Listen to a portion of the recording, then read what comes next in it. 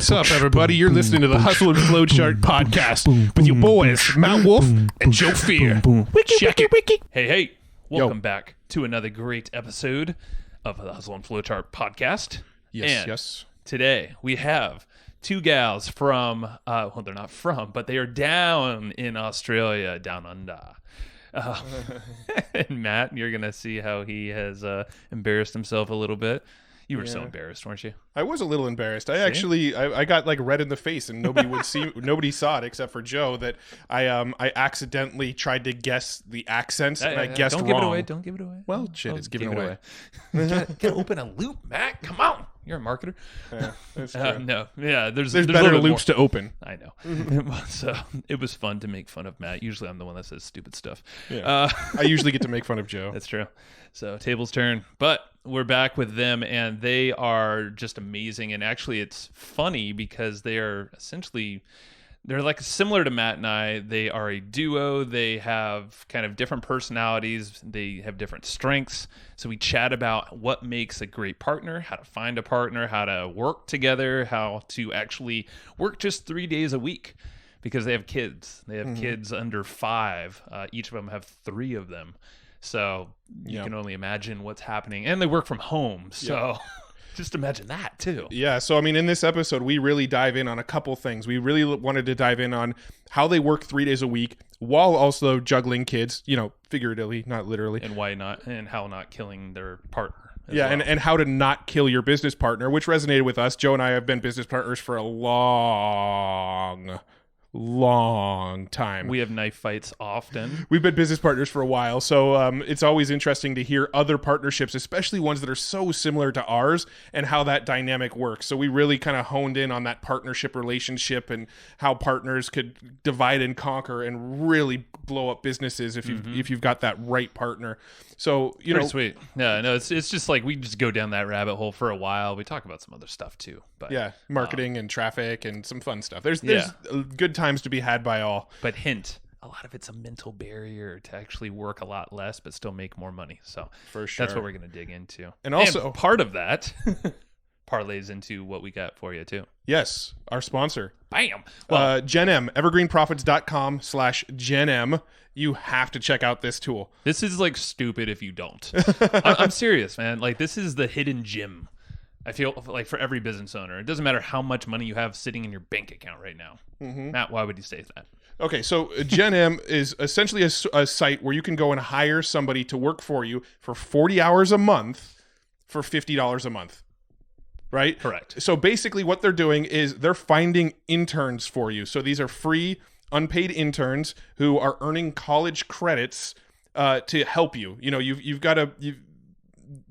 They work in your business and they learn about business and get college credits, and you pay Gen M $50 a month to sort of make that connection. They're the matchmaker to the business and the intern. And for $50 a month, you can get an intern to do whatever you need in your business that an intern could potentially do. So in our business, we're using an intern to help us with SEO. We're using an intern to help us with writing the show notes and doing a lot of the behind the scenes podcast stuff. My wife actually is starting her own business, and she just got one to be a writer. Yeah. To do a lot of the writing. We have some other friends, and hint, a lot of even our smart marketing friends, business friends, don't even know about this. So you are going to have an advantage if you actually do this now. Well, Brad Costanzo, one of the guys who's been on the show a couple times now, he actually went on Gen M, found somebody who wants to learn how to run traffic, bought our traffic course, and gave his Gen M intern access to our traffic course. So we're essentially training other people's interns to run traffic for their business now, which is actually brilliant. If you want to do that, we'll let you, but you got to buy our course. That's fine. Anyway, Gen M. Evergreenprofits.com/Gen M. Definitely. Go over there, evergreenprofits.com/GENM. Yes. It's Gen M with a G, like Generation M. That's correct. So evergreenprofits.com/Gen M. We're working with them to get you a nice little hookup to get started. So go there and let's go ahead and jump over to Flori and Anna. You gonna love it.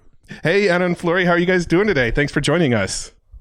Yeah, good. Thank you. Thank you so much for having us. Yeah, we're pumped. We're pumped. I'm ready to rock it with you guys. Yeah. Awesome. I thought we were going to laugh at Matt. That was the joke that we were going to just start We're open to it. Let's do it. Yeah. Well, we're just laughing at him because he was getting accents wrong. Yeah, And- previously to hitting record, I tried to guess the accents, and I was wrong on both. Zero for 2. And the best bit was the confidence in the delivery of you guys at this. Wrong. Well, saying that, I know one guy is Australian. His name is James Schramko. He's amazing and introduced us all You together. got one right. Yes, Joe's winning. Yes. One for- this is exactly where I like Matt to be. It's like, okay, success on Joe won one finally. All right. Well, enough of that. I'm sure we'll keep making fun of Matt throughout the episode. But I'm used to it. so how very nice to have you on the show, by the way. So it's going to be fun. I feel like you guys, in all honesty, we don't know you too well, but from everything we know about you guys, it's similar to us in terms of partnership. You have a podcast, kids, and just busy with just life, and then the whole 3 days of work that you guys do. Yeah, Joe, literally before we were jumping on this call, Joe was saying, yeah, they kind of sound like us. They're two partners that work close together. They got the podcast. Like they're very, very similar to us. So let's just kind of have that discussion around the similarities and what we've learned in business as partners and doing podcasting and all that kind of stuff. That's how this all works. So, but let's start by getting your guys' story. So how did you get into business? How did you guys become entrepreneurs? What were you doing before this, and what was that progression? Well, we both had backgrounds in media and kind of advertising. So we both kind of had kind of those kind of corporate careers. And then we had children. Yeah. And when you have children, you realize that your corporate career, especially in that kind of area, is not really going to work because it's pretty intensive. There's a lot of entertaining and going out. And both Flori and I took the opportunity really to kind of pursue passions in other ways. I went on and retrained as a life coach and started a life coaching practice. And Flori, you? Yeah, I started a digital marketing consultancy. And then we had a mutual friend / client introduce us to each other. Yeah, this lady was like, you guys should meet each other because you're both really intense. And we're like, oh, well, how do we take that? We will kind of take that as a compliment, but she pushed us to meet each other. And then she persisted for like did. a good month. Yeah, come on. So we met, and then it was pretty, it was like pretty magical. We kind of met and we're both like, maybe we could do something together, because we were both working in an area. I mean, I was working with mums and really kind of saw a gap in the market for them needing business training, because a lot of them, like us, had stepped out of corporate and wanted something more for ourselves. I had a set of skills in my background and with the coaching, and Flori had all the digital marketing. And so together we had this amazing kind of combination to deliver kind of mindset, business, marketing to our clients. Yeah. And then we went off and it all happened really quickly. Within a matter of a month from meeting, we had sold I think it was 6 students on this program that we had yet to write. That's the best way to do it. Exactly. It was fast and furious. Yeah. And pretty much fast forward 3 years and the business has grown like exponentially again and again and again. Yeah. And we haven't quite stopped yet. And Flori, should I just say, has literally just had her 3rd baby. He's like 10 days old or something. Oh, wow. Yeah. Congratulations. Congrats. I'm surprised you're here. Thank you. Yeah, he's asleep in the other room. So I'm just crossing my fingers that trend continues. I'll cross him over here. That's totally fine. So I'm curious, how was that transition from corporate life to where you're at now, the entrepreneur life? Well, I think question, I know. I think for myself, and I know Anna, from speaking, we talk about it a lot, actually. One of the best things I think for us is the flexibility that we have now, being able to work for ourselves, especially with kids. So we each have 3 kids now, and it just enables us to be flexible around our family's needs and their demands, and still to be there, drop them off, pick them up from, kindy, etc.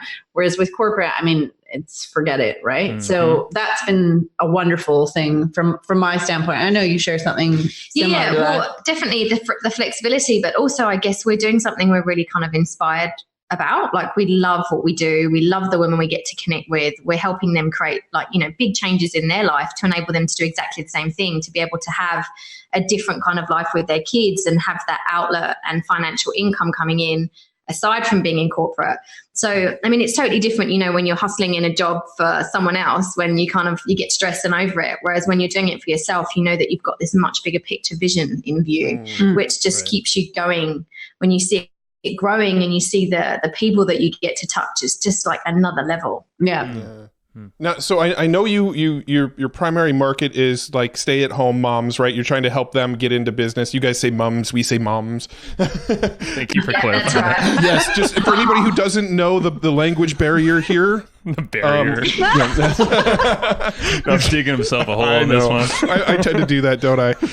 So what kind of things are you teaching? What's the business model that you guys run? What do you teach? What do you sell? What's the business? So we help moms to start and grow, like, basically a successful small business from home. And so we have a flagship program called Small Business Pro. And it basically takes them through everything that they need in order to start a successful business. And one of our unique selling points is we do a lot around mindset. So in addition to getting the fundamental business skills and marketing skills that they need, Anna, this is kind of her weapon, she is a personal coach. So she really empowers them to believe in themselves, to back themselves. Because often, you know, a mom she'll be out of the workforce for 5 years or 10 years or what have you, and she'll want to start something, but she doesn't necessarily believe in herself or that she can do this. So that's one of our unique selling propositions within our program. Yeah, I think that you see a lot of people, confidence get shaken when they've been out of corporate for a little while. So that's definitely something that unique that we bring, is that kind of looking at the person holistically and delivering them skills to kind of trust and back themselves and really go for it. But alongside that, it really, I mean, at the core, what we teach is the business fundamentals. So a lot of stuff that people miss when starting out, like doing surveys and strategy and competitor analysis, and really going through the job of understanding who's in the marketplace, how they can create a point of difference for themselves. So it's really kind of the fundamentals that a lot of people miss, because that's where a lot of businesses fail. Yeah, 100%. And just to elaborate on what you just said, Anna, like, we can't tell you enough how many students who jump into our program start their businesses just by focusing on marketing. So, you know, they're on all the social platforms, they put up their website, and then they're like, okay, the sales, where are they? Because they've missed those essential business foundations. A lot of people get, you know, caught up in that shiny, glossy word marketing without really understanding the fundamentals of their business and who they're talking to and appealing to pain points and all those essentials that you need in order to be successful in business. Yeah, so it sounds like you guys are the perfect combo of mindset and also very tactical with the strategy and the research, customer analysis, all that stuff. Why do you think people kind of skip over that stuff and just go straight to the marketing or just the shiny object type thing? I reckon a lot of people don't realize how complex it is. And I mean, God, we've been in business 5 years each, and we're still unraveling it. So like an onion that just keeps going, isn't it? Like you're like, oh my God, we could do this, and there's so much to learn, and things change and evolve. But essentially, I think a lot of people really don't understand. It's that kind of whole attitude of how hard can this be? Or they, you know, ask a few friends, they poll a few friends and say, hey, what do you think of my idea? And, you know, they get the thumbs up.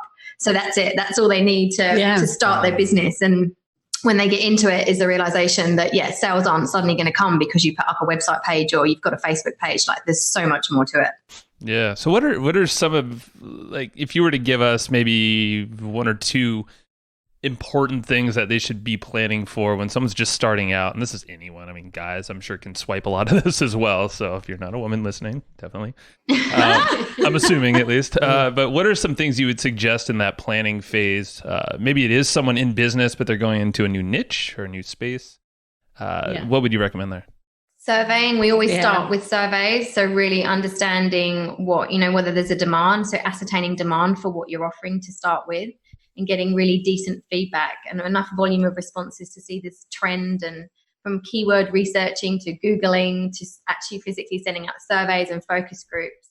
That kind of stuff can be really potent in understanding your audience's wants and needs, and even the language that you can then use to, articulate your copy and sell your products.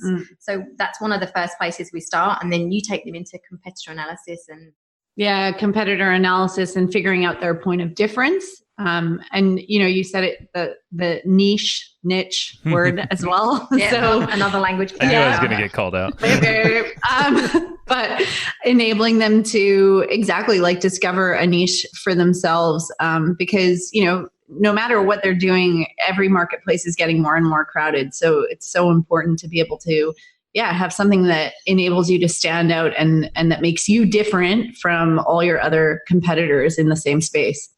Love it. So with the survey, going back to the survey real quick, I'm curious, who would you survey to start with if you're just starting a fresh business and you don't maybe have a list of leads or anything like that?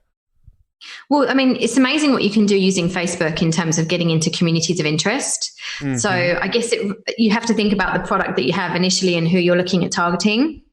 So if you've launched something, who might be a likely consumer, and then going into those spaces and asking for feedback. I mean, you can also do some excellent keyword research just in Facebook groups alone, just by looking at the themes that are coming up in those communities to see whether you're seeing a repetition in keywords and questions being asked. All of this stuff kind of compounds to give you an insight into what's going on, like community groups, the number of searches that come up on Google. You can even use Answer the Public as a tool to actually ascertain how many people are searching for certain questions around certain topics. And all of this stuff will really start to give you a picture of what people are looking for and whether what you're looking at is valid or not. I love that. Yeah, and I know a lot of folks, the Google Groups thing you just said there is probably one of the easiest ways to just join some groups. You can maybe even ask a question on there. You mean Facebook groups? Or Facebook groups. Yeah. What did I say? Google groups? Yeah, I said Google groups. Just want to make sure I clarify. Those are very old. I was wondering. I was like, Google groups. Sorry, I was thinking a little bit of you about that. Yeah. I'm like, is that the new thing again? Yeah. So you go on Google Plus, and then that's like dead now, right? No, Google Plus, they're shutting down. Yeah. But no, the group idea is amazing. We've done that before for trying to go after a new affiliate product and figure out what the objections are and how we should create FAQ or should ask question type videos and content. So that's solid. So Love it. On the other side of the business, what are some of the mindset hurdles that you seem to run into most frequently? What are the things that are barriers to people getting going, or that hold them back from making the progress they should? What do you see most commonly? A lot of fear. A lot of overwhelm. I mean, a lot of people are fearing putting themselves out there. There's a lot of fear of failure, which is completely understandable because there's a lot of investment, emotional time, money, all of these things going into it. And to be honest with you, a lot of people need to go on a bit of a discovery to see what their blocks are. And we also see a lot around money, like investment in their business and actually backing themselves. So we have to do a lot of belief work around the kind of the beliefs they're walking into in their business, because ultimately, if you don't believe you can and your focus is on fear, then that's where you're going to end up. And you have to realize that what you focus on expands. So it really comes back to you thinking about who you need to be, who you want to be, the kind of beliefs that are going to serve you. And so we do a lot of kind of digging into those things and values to help people kind of really feel, their best and understand what's potentially been holding them back so that they can reframe it or rework it. Nice. Okay. Well, I'm curious, and this is a selfish question because, so it's a little change of topic here, but similar vein, because I think it goes into kind of what you're talking about now. But Matt and I selfishly, but probably for the better for everyone, is to work about 3 days per week, office time, 3 days a week. And other time, family, friends, networking, learning, whatever, what have you. Yeah. How do you guys do that? Because you're only, you said 5 years in business. 3 years in. Three years together, right? Yeah. Okay. 3 years for business school for months. Yeah. It's amazing the fact that you're already at 3 days a week. I'm curious on how, what does your week look like, and how did you get to that point? It's not pretty. No. I doubt it. It's messy probably. And Yeah. The 3 days a week are essentially where our kids are in daycare. So all of our children at the moment currently are under 5. So I've got a 5, a 3 and a 2-year-old, and you've got a 5-year-old, a 3-year-old and a newborn. Yeah. So at the moment, that's the days that we have specifically free where we work on the business. Flori and I are kind of like opposites. I'm an early morning. I'm up at like sort of 4:30, 5, and I do 2 hours before I get my kids up and get them out the door. And then I'm normally off about 7. And I usually do the night, although at the moment I'm a bit sleep deprived. So my late night owling has waned a little bit. Given them, it's so interesting. The parallels are interesting because Joe and I are the same way. Joe's more the early bird, get up early, work before anybody else is up when it's quiet. I'm the night owl. Once everybody goes to bed, that's when my brain is ready to go. Yeah, that's been interesting. And we've actually been talking about that we need to set some boundaries, because sometimes I find that like I'm up really early and messaging her really early and then she wakes up to it, and vice versa. I've like switched off and then I'll get messages and I'm like, oh my God, I'm done for the day, man. Yeah. So it's kind of like there is that kind of boundary. No, we run into that as well. Nice. Yeah. We also, fortunately, I've got to say that alongside the hours that we do, I mean, so aside from those set days, we do kind of dip into the business on the other days. It's kind of like more around, you sit down again in the morning or maybe at lunchtime and the kids have a bit of downtime. Right. But we also have a team of people that work with us as well that we've got to support on various things as well. Yeah. No, well, it's interesting because, I think Joe sort of transitioned to this question because I think for us, it is more of a mindset thing than a practical thing. Like, I think from a practical standpoint, we could get away with 3 days a week. I think it's more of a mental barrier of there's almost this feeling of guilt when we're not working 5 days a week. And I do think it's more of a mindset issue for us than a practical of, we've got to get this much work done and we only have 5 days to do it, so let's fill it throughout the 5 days. No, I think realistically, we probably have about 3 days of work to do on our business each week. Sure. We just haven't managed to pull ourselves out of working 5 days a week.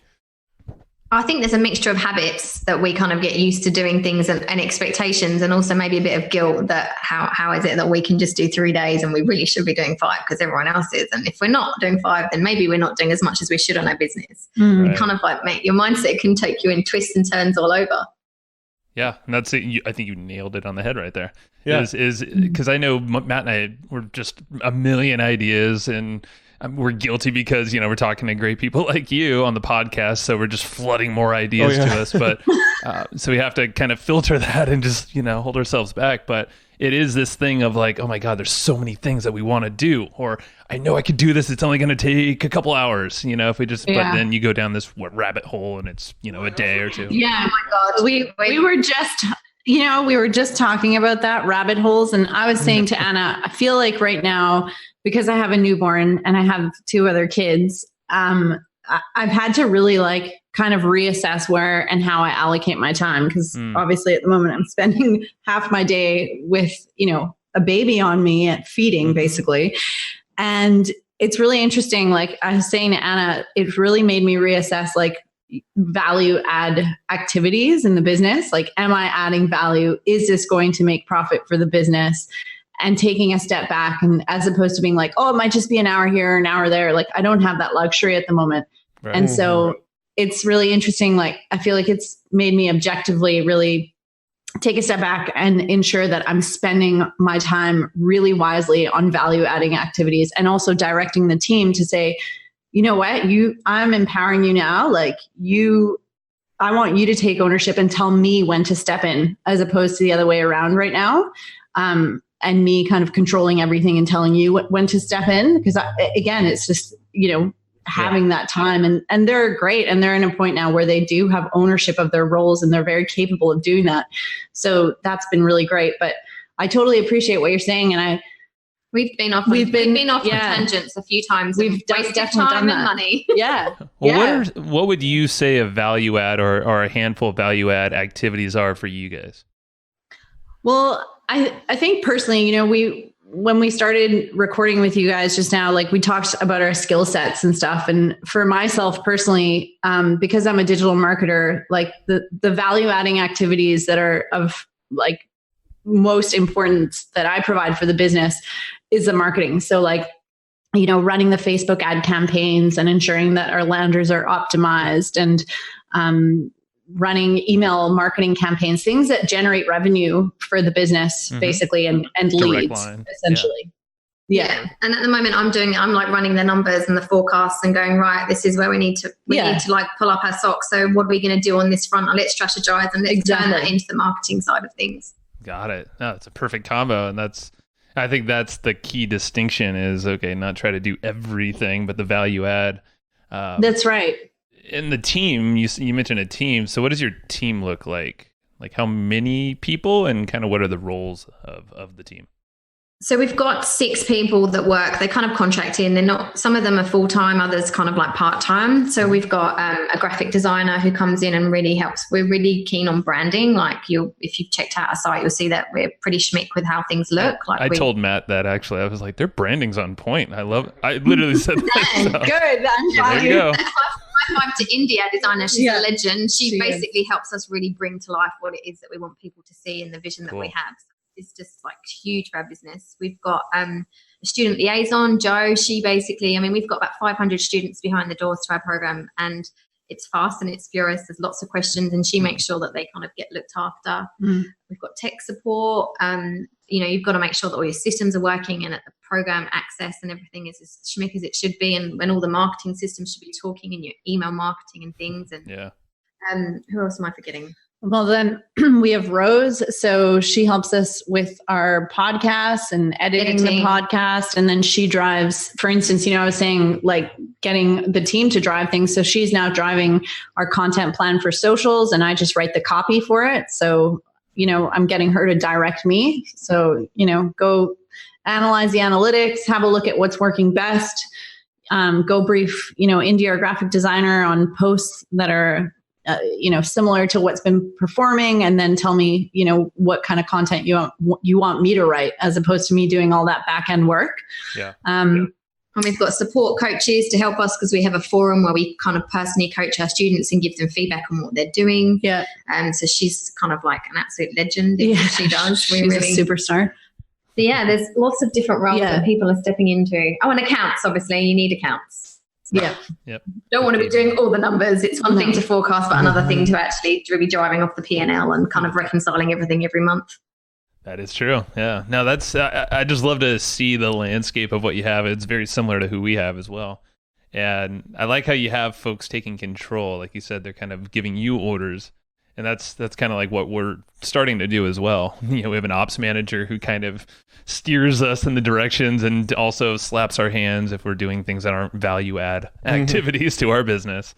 We're like, oh yeah, that's right. I love it. My favorite thing in the world is when our operations manager comes to us and says, why are you guys doing that? You shouldn't be doing that. And we go, oh, well, thank you.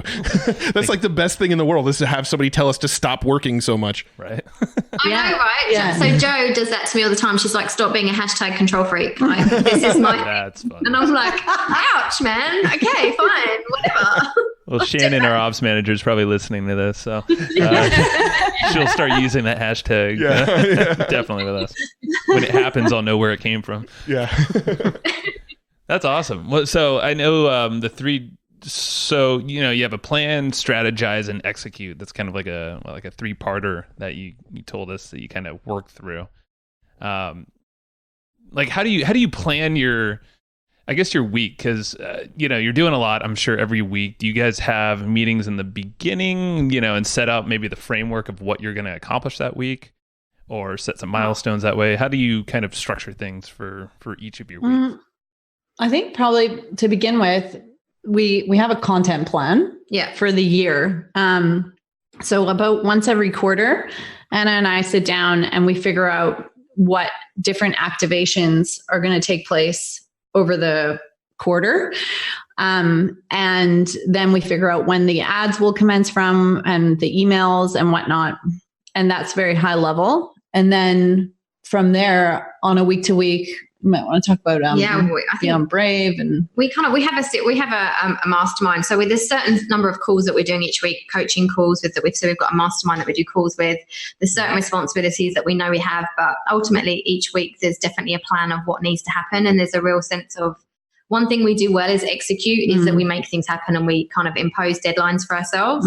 So whether it's to do with an activation or whether it's revamping the website, like we don't just sit and wait for it really to need to be done. We're always kind of forward looking at what we can be doing to improve what we're doing. So it's really about imposing deadlines and having a key 1 or 2, maybe 3 max things that need to be done across the week, and make sure that they happen like no matter what. I love it. What do you use to stay accountable? Do you have systems and tools and things like that? Obviously yourselves. Well, the content plan that probably it helps us to keep track of budgets and all this stuff. That's simply a Google Doc. And then in terms of from an accountability standpoint, to be honest, we've tried quite a few different systems. So we tried Slack, there was another one that we tried. But we found that because we're not always sitting in front of our computers and we're on our phones a lot due to the kids and just like mom life, basically, we honestly have found that just Facebook Messenger is for Anna and I like our go-to. It's how we started the business. And it's literally how we communicate with each other every single day. And we have tried other tools, but we just find that because we're on our phones all the time, it's just the quickest. It's the easiest for us. And we'll honestly, we'll just ping each other. Have you done this? Yeah, I love that. Yeah, because we're pretty much all in on Slack, and Facebook Messenger was one of the few tools we actually got rid of for a while, and neither of us touched it for like months at a time. We were like opposite, basically. Yeah, we were like the opposite, but we... right. Well, I was going to say, when we met, I was in a different state to Flori, so we were literally thousands of miles apart, and basically we literally did everything by Facebook Messenger to start with, and phone calls here and there, in and around stuff. So I think it's just become part of our communication style now. Well, we've essentially had to force ourselves to start using Messenger because it's so prolific now. Everybody uses Messenger as a pretty standard way of communication. And so we've had to reinstall it on our phones and put it back on our computers so that we can pay attention to it, because we were missing so much stuff from people reaching out that wanted to be on the show or that had opportunities or whatever, because they were reaching out on Facebook Messenger and we were just ignoring Messenger. So we had to we basically were forced to start getting back in the groove of using Messenger. Yeah. It is a balance though, like the whole checking in stuff on your phone. Like I've started to put the iPhone apps limit, like time limit on my phone now. So at 7:00, I literally have to like ignore the time limit, which is like if I really want to go into something, but definitely trying to put some boundaries on getting off those platforms. That's smart. And I remember I used to have like the ping, the little sound every time Anna messaged me, which eventually drove me into insanity because it was like ping, ping, ping, ping, ping, ping, ping, ping. I was like, ah! And so I've removed that and also removed the notifications. Me too, because I go in there enough that it's like I don't need to be staring or like listening out. I need the red angry red message. You have a message. Yeah. And that's helped a lot. That's good, because I think I would lose my mind, because I know I've done that with our Slack, because it hits our phone too. So most of the time it's just on silent. I'm like, okay, nothing's an emergency unless, maybe text or call me. Okay, fine. You'll get it. Exactly. No, I'm laughing a little bit just based on like all the similarities. Like I see so many parallels. It's cool. I love it. I mean, I even have a 5-year-old and a 3-year-old myself. So like the similarities are like insane. Oh, wow. There you go. So the juggle is real, especially when there's like lack of sleep and you've got to keep on keeping on. It does not matter. That's definitely true. Yeah, my wife is she's a stay-at-home mom herself. So during the day I don't I'm not quite as involved during the the work days as she is, but so I don't have the exact same struggles that you have right now. But I've definitely experienced them, especially in the newborn phase. Newborn phase, I basically took the first month off. But so I'm curious. Do you have something else on this topic? Because I was about to change topics a little bit. So I'm curious about your podcast, and this is obviously kind of coming from a selfish place because we have a podcast. But anybody who we bring on the show who has podcasts themselves, I always love to like discuss it a little bit. What was the motive behind you guys deciding to do a podcast? Do you want to go? Yeah, might have to settle the baby. The motive behind the podcast was to really give people an opportunity to, I guess, experience us, to educate, to deliver value, to deliver content. It was really just something to give back to people and an opportunity to learn and come on a journey with us. And it's been something that we have used to teach. We've used to interview. I do live coaching sessions as well. So I actually do hot seats with our students, and we kind of help give value that way. But again, obviously more people learn from it as we go. So it's just become a fantastic tool for so many things. Yeah, I mean, and podcasting and you said networking as well. So are you mainly an interview podcast? No, we do a lot of teaching. So we kind of mix it up. We don't really have a specific format. So kind of things move. Like we'll share, for example, one of the last episodes we ran was about the fact that we owned a big mistake that we'd made in the business. And we talked a lot about that and kind of how we dealt with that. So it's kind of an opportunity to be real and raw about our journey and the stuff that we've tried, as well as teaching stuff. And then we'll kind of mix in stuff, educational things with people that we think can add value and interview for our listeners as well. Yeah, no, it's podcasts for us. I mean, we say it all the time, but it's like our favorite part of the business, but it's also the easiest way to create content. And then, you can transform that content in a whole variety of ways from that point. So it's always cool to hear like your application of it is similar, slightly different style podcast, but same outcome at the end of the day. It sounds like. We actually video ours as well. So we use like short form content from it and YouTube channel. Yeah. It's all over socials as well. Yeah. It's funny you say that, because we were just chatting before we got on the podcast with you guys today around, what was one of the favorite things that we do in our business. And we were reflecting on it to each other. And yeah, we both agreed, like when we come together to record a podcast, or be interviewed for the podcast, it's probably one of the things we enjoy the most. Like it's so fun. It's an energy changer, right? Yeah. Like you go from like whatever you're doing to do, and then all of a sudden you're connecting and it's exciting. Yeah. And right. We love it. For sure. No, we're in that same boat. In fact, we've had conversations about if we can cut out everything in our business and only focus on our podcast, we would do it. But build the business out around it. So it's fine. Yeah, we are trying to build a business around it, but that's our goal is to pretty much only focus on the podcast, because it is legitimately our favorite thing. Just getting to have fun conversations like this and meet new people and get new ideas for the business. It's just the best. Oh, definitely. So I'm kind of curious. I want to go back. Was it Flori? Was that your baby going off in the background? Yeah. She's kind of been in and out, patting him and soothing him. No, that's a first for the podcast. Yes. That's great. I love it. It's real life. It's not always pretty. Yeah, no, it's great. I mean, now that you're back, I wanted to ask about the partnership. And so you guys, so Matt and I, for instance, we've been together, working together in different projects for about 12 years now.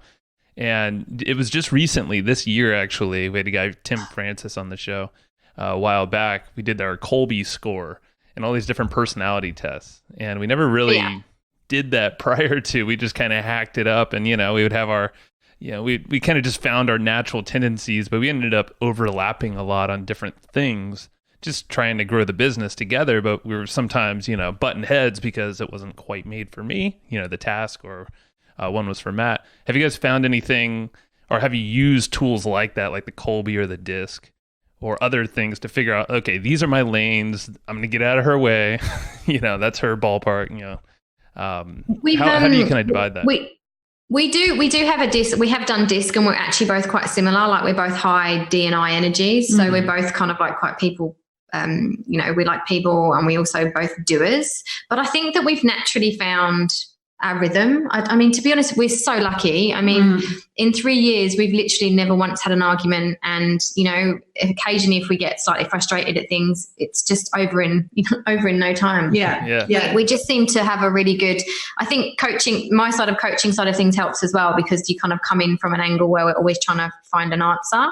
But it also helps for us that we weren't friends first. Yeah. So the business always comes first. We never we didn't have a friendship and then have the business overlap. It's like the business came first and the friendship has kind of developed as a result, and we really enjoy each other's company and enjoy each other's kids, but we always have the focus of the vision of what we're looking to achieve. And I think that enables us to always make the right decisions and kind of leave the emotion at the door. Yeah, definitely. It's always about exactly how can we benefit the business, and the emotion gets put to the side. tough to do sometimes. And you know what? Also, sorry, I think this is important to say, because we're in such similar situations with the kids and, the juggle, like it's been really great because we really understand each other's situations. So, when shit hits the fan for one of us, the other one steps up and vice versa. And that is just invaluable. And that's been a weapon for us in being able to build such a successful business, because we always say, like, neither of us could have done this on our own due to the demands, of a family and running a household basically at the same time. Like it's so hard. Right. And that's where we've been so lucky to have each other to basically, lean on when we've needed extra time or what have you, or there's been, additional family needs that we've had to attend to. The other one can step up and we understand because we're in the same game, Mm-hmm. Yeah. No, yeah. You're sharing a lot of the same things. And I guess, the reason I ask this is that folks ask us all the time, because they realize, okay, we've known each other for a long time. We actually were friends first, but well, not great friends though. We were acquaintances. We had mutual friends, but we didn't really know each other before we started business together. That's true. Yeah, we worked together at his parents' company and kind of morphed into business for ourselves. And but folks say all the time, like, how the heck have you not killed each other yet? It's been 12 years and you see each other almost daily. You definitely talk to each other daily. I can't say that we haven't fought in the last 3 years. I can say we're lucky that we haven't fought in the last 3 minutes, but no, but just like you guys, we get over it. No, our fights are so like minimal. Like we fight like siblings where we will argue for like 4 minutes and then be like, are we best friends again? Yep. All right, good. They're just like stupid little quick things. It's not like real fights. No, yeah. That's nice. That's nice though. I mean, I think that we kind of have we just enjoy. I think we're just lucky. We just enjoy each other really and just enjoy what we've created. So, yeah.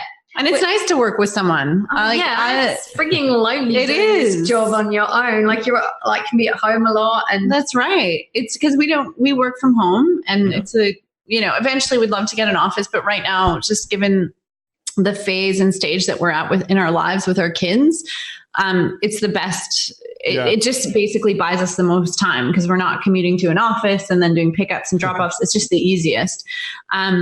And it does get lonely. So it's nice to be able to connect with someone and bounce ideas off each other, as I'm sure you guys have probably similarly found 100%. Being a team together. It's funny because you mentioned the office thing. Joe and I have actually gotten an office for our business on 3 separate occasions now. Yeah. And pretty much without fail, like 6 weeks in, we just start working from home again anyway, and we're paying rent at the office. It's true. And we're like, why the hell did we do that? And then we let go of the office, and we're like, oh, man, it'd be kind of cool to have an office again. Yeah, so, I mean, Joe and I are actually both working out of our homes again. We actually do still have access to an office space that we never, ever use. Right. And we just work out of home almost every day. But Joe lives about 5 minutes from me? Yeah, so it's easy for us. Yeah, God, I mean, we could practically walk to each other's places, so it's like, it's kind of crazy. Yeah, I guess, there's no secret formula, and I was like, man, what is there some magic trick or some way they've partnered up here? But really, it was just an acquaintance, it sounds like, that connected you guys, and it seems like you hit it off, and it's still working, so it's... Yeah, we got really lucky. I mean... I think I definitely knew for myself, I wanted to eventually work with someone because I enjoy that.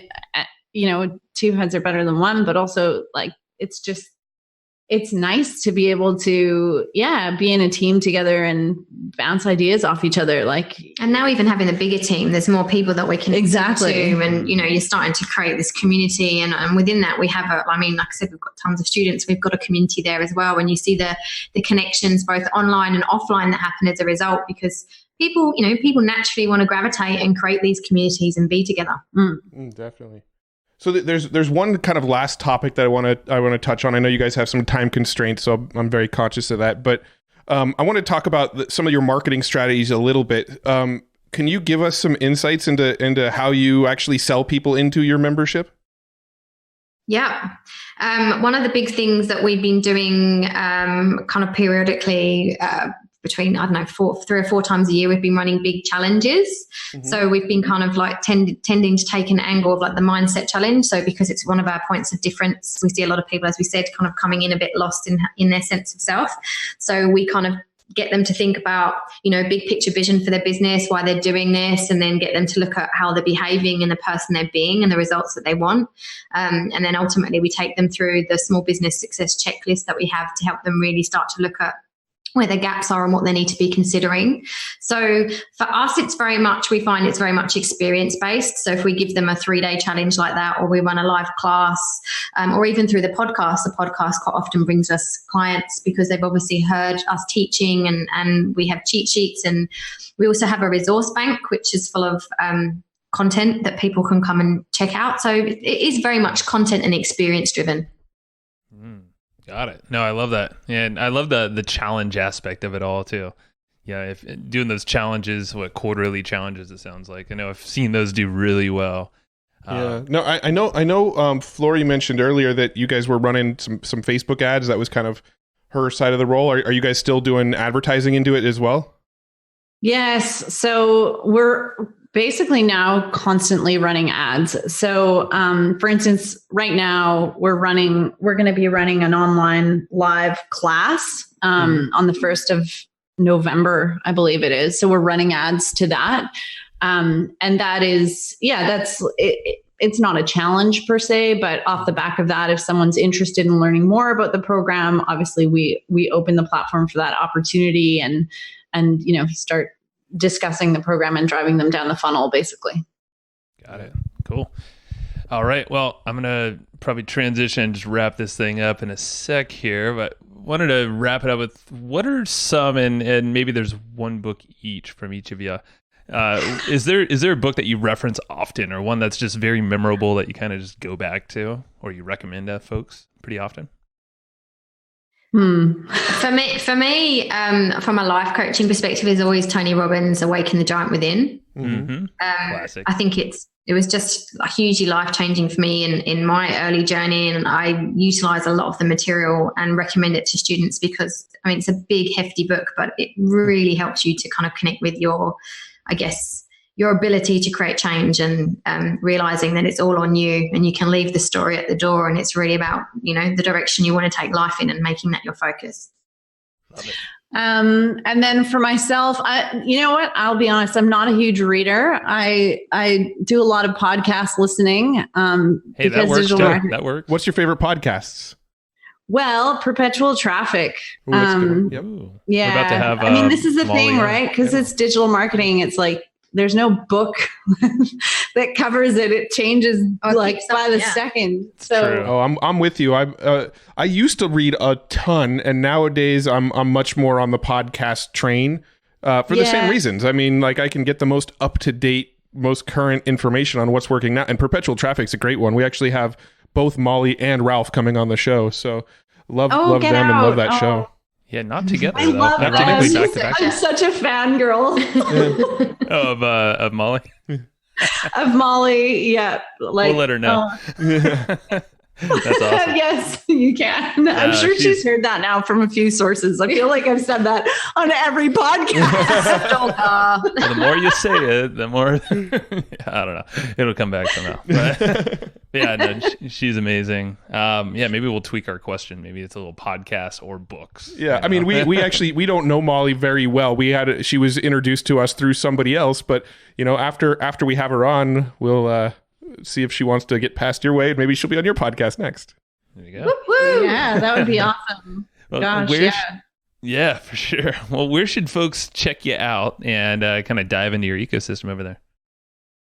Well, our website is www.businessschoolformoms.com. And it's mums, not mom. Yeah, good clarification there. With the language barrier and all. With the language barrier, yes. Yeah.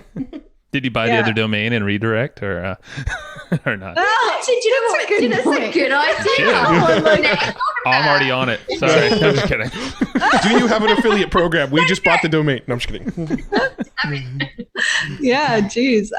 No, but one thing we should mention, actually, we just created this awesome freebies resource bank on our website that we spent a lot of time on.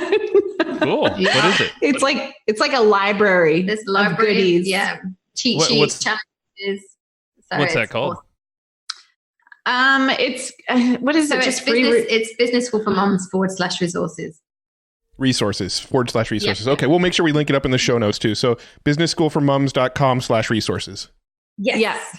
Cool. Perfection. Check it out. Well, cool. You guys are amazing, and very thankful to James Schramko for introducing us, because I mean, he only sends quality folks our way, and I'm just like, okay, it's always going to lead to something great. Vice versa. Thank you. lovely. Yeah, we've really enjoyed it. Thank you. Well, And again, sorry for botching the accents. That's all right. No judgment. No drama. We won't hold it against you. It's okay. You could, even though it's you okay. call me an American and I'm Canadian. That's okay. It's okay. Close enough, right? No. It's all right. Joe will hold it against me for you guys. That's right. You just gave me a reason. Perfect. All right, we can do this all day. Have a great one, and thanks again. We'll speak to you soon. You're coming on our podcast. We'll speak to you soon. Perfect. I know. Looking forward to it. See you. Yeah, likewise. All right. Thanks, guys. Bye. Thank you. Bye-bye. Awesome. Thank you so much for tuning in to that episode. I hope you enjoyed that one. Now we got something really cool for you, don't we? Oh, yeah, we We do. do. Are you asking me if we have something cool for him? Of course we do. All right. So here's what you got to do. Now that you listen to that episode, go to evergreenprofits.com. That's where you'll find the show notes for this most recent episode. And what we've done, and we'll do for pretty much all of our episodes, is we made a little cheat sheet for you. So if you're in the car, if you're out for a run, and you forgot to take notes on this episode, Don't sweat it. Actually, sweat if you're running. It's cool. yeah, If you're thanks for allowed. making this into a new commercial. So if you go to the most recent, if you go to evergreenprofits.com, you'll be able to find the show notes for whatever episode you just looked for. If it's not on the front page, do a little search and you'll find the episode. And we make cheat sheets for all of these episodes. So if you forgot to take notes, don't worry. We took notes for you. It's a little 2-page cheat sheet of here's all the notes, here's all the takeaways, here's the links they mentioned, PDF format. You can print it. You can, blow it up and make it as a poster on your wall like Joe does. Yeah, you can make it wallpaper. Yeah, turn it's- it into wallpaper so every day you have to look at what tasks came from this podcast episode. Just think about how cool that wall would be, though. How smart you would be, how much money you would make. Absolutely. Oh my God, how cool you would look. All the, it's, people will be impressed. Also, we'll also throw in the transcripts for free. No extra charge. Even more wallpaper. It's your other wall.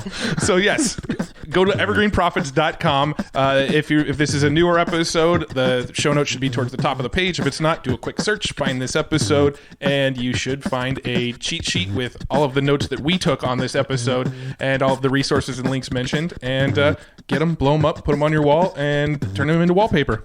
And make some money in the process. And make some money. And there's transcripts for those of you who fast forwarded to the end, didn't listen to this podcast, and now just want transcripts, you weirdo. Yeah, definitely weirdo. But that's okay. We still love Evergreenprofits.com. Go to the show notes. And